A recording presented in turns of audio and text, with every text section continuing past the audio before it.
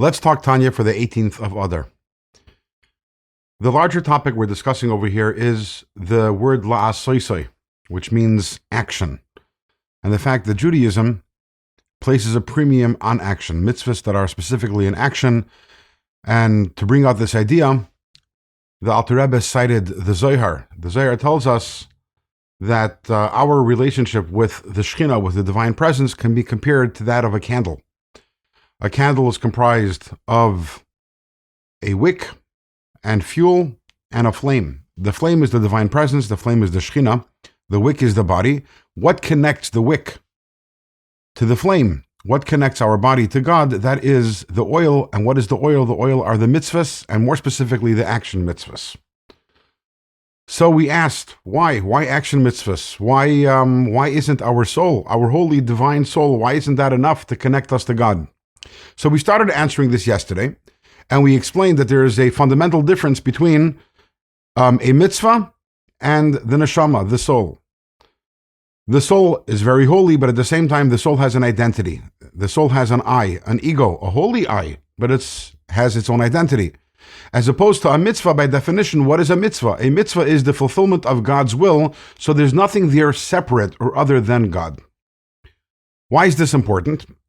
We already learned earlier on in Tanya, in chapter 6, that the definition of holiness is somewhere where God is present. And where is God present?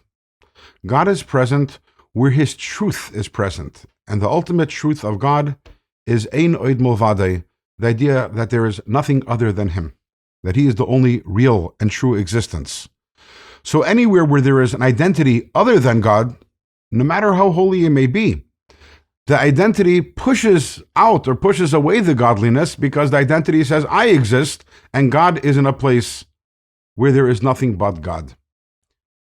So we have here something very ironic. The soul is wonderful, beautiful, holy. The soul loves God. It has a reverence for God.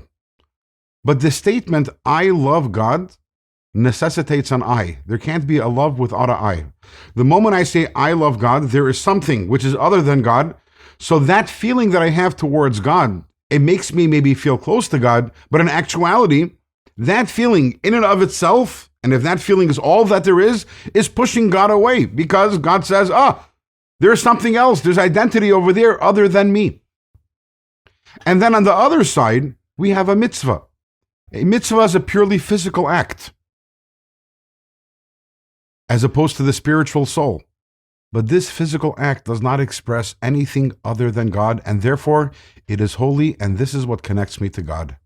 And that is why in Judaism, we are obsessed with, you might want to say, fixated on action, doing a mitzvah, and doing it right, and getting all the details right, because we understand that it is specifically doing a mitzvah that connects me to God. It's not the thought that counts. It's not my feelings that count. All of these are at best secondary.